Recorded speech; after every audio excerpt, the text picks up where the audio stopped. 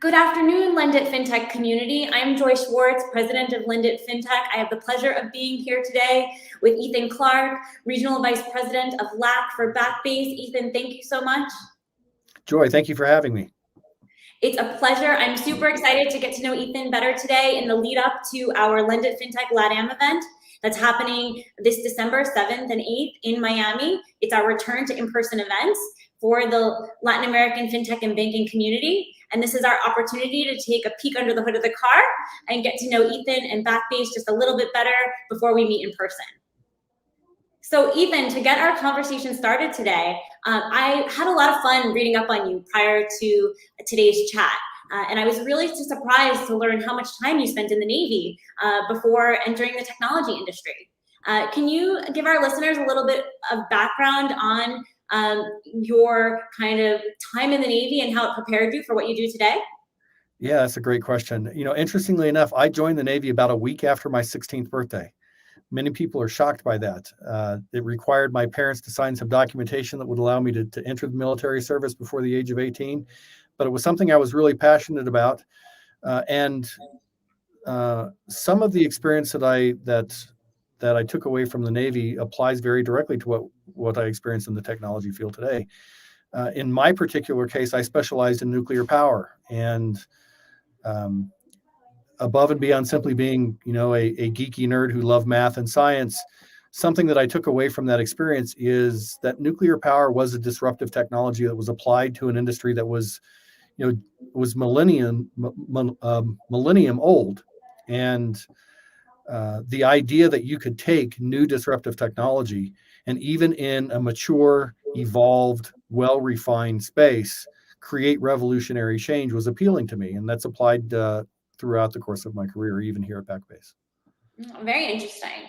And now, tell me a little bit, I've been reading a bit about Backbase. You guys are a leading engagement banking platform, and I hear the lingo engagement banking quite a lot. What does that mean to you? Yeah, it's a new term. The days of digital banking are gone. The idea that you can simply check the box with digital technology and satisfy customers, those days are over. And the concept of engagement banking is really all about experience. It's how does a financial institution leverage technology to deliver an experience that's part of a customer's lifestyle, when they want it, where they want it, how they want it, and is essentially seamless in terms of brand and awareness. At the end of the day, engagement banking is all about the customer experience. Very interesting. My vocabulary is growing every day. And so we talked about engagement banking. I know Backbase also talks a lot of in your values in terms of building banks that people love. Now, it's been a really long time since I've had a love affair with my bank. What does that mean to you? Yeah, I think it's a fair observation. Building banks that people love in many ways is similar to, there was this TV commercial when I was young by a company called 3M, and 3M used to market based on a tagline that said, "We don't make the products that you buy, we make the products that you buy better." And what Backbase does is essentially the same thing. We leverage the most available open source technologies to help banks deliver customer experiences that are relevant and repeatable. And building banks that people love is really all about empowering banks to serve their customers better. Well, I think that's a goal for all of the institutions that we're working with in particular. I would hope so, yeah. Now, I know that you've had the opportunity to travel all over the region, maybe a little bit less this past year and a half, but boots on the ground, really seeing who's leading the way. I'd love to hear your perspective on if there are any particular banks that you have your eye on that you think are great examples of leading the way in terms of engagement banking and building banks that people love. Yeah, I think it's a fair question. Certainly, I would like to say that my travel has been reduced because of the pandemic. I don't think that's really played out. I've spent a lot of time on the road meeting with bankers throughout the region, throughout the Caribbean, South America, into Central America and Mexico. And I see lots of banks that are working really hard to deliver for their customers.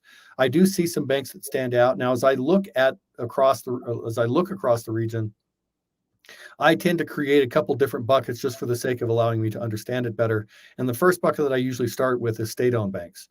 And the legacy and the reputation of state-owned banks is they're very slow moving, they're slow to adopt, they're very difficult to make decisions.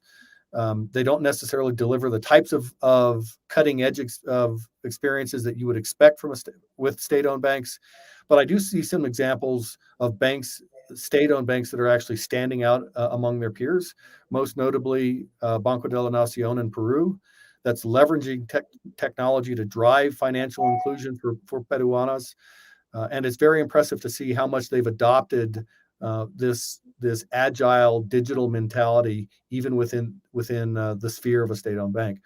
As I look across the rest of the region, one of the big mistakes that Western companies make in Latin America is they tend to treat the region as monolithically.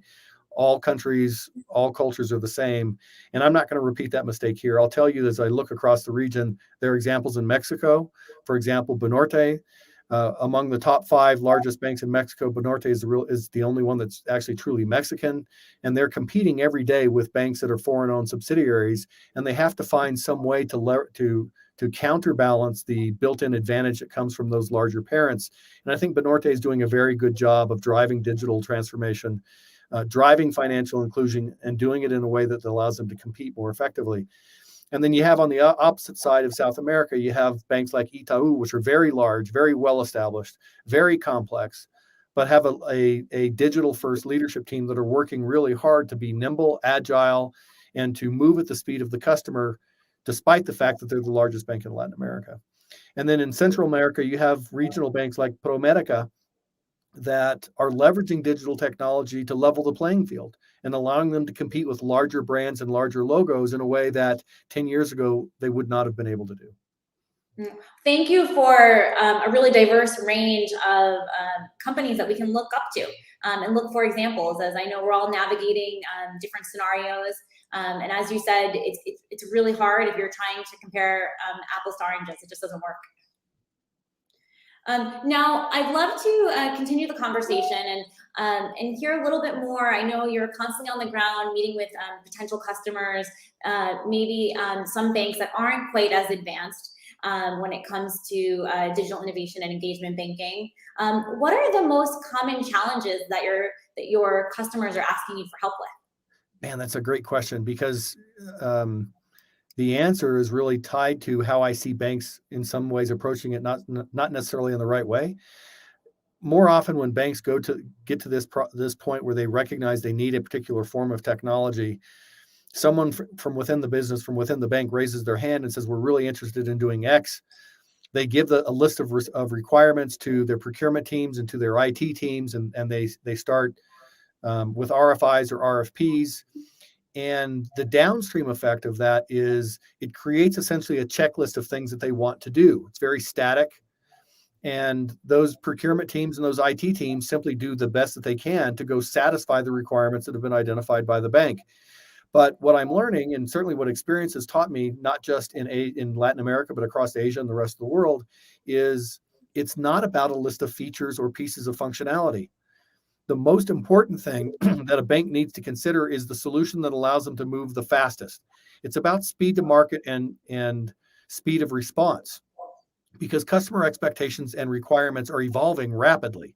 And the bank that can actually keep pace with those expectations and has a partner in the technology space that allows them to move fast is the bank that's best positioned to win in the future. Really insightful. No, I appreciate you sharing that. I think we can all learn from one another, and it starts right here. So keeping it a little bit lighthearted now, Ethan, is there maybe one thing that you can share with our viewers that we don't know about you that maybe we should? It could be personal, it could be professional.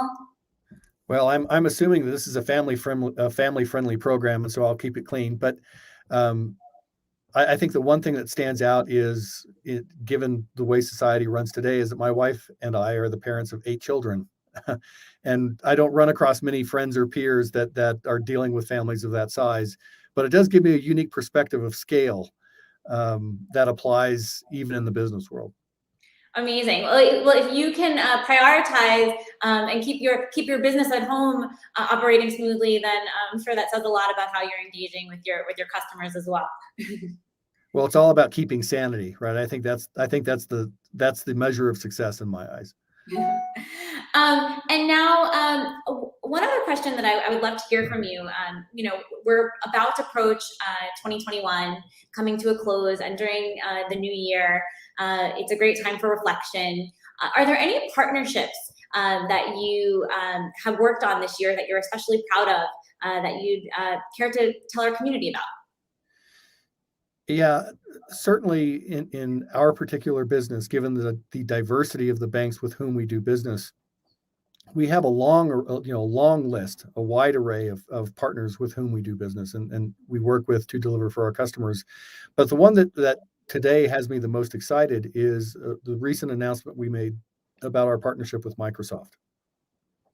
Microsoft is actually going to be the hosting provider for Backbase as a service, which is one of the offerings that we provide to financial institutions. But what makes it most compelling and why I'm most excited about this particular partnership is it opens the door to a long list of technologies for financial institutions that otherwise they would have to go figure out for themselves. For example, how does a bank apply artificial intelligence? How do they process and utilize the data that's available to them in data lakes and data processing? And what do they do about crypto and blockchain and how do those things apply to financial institutions?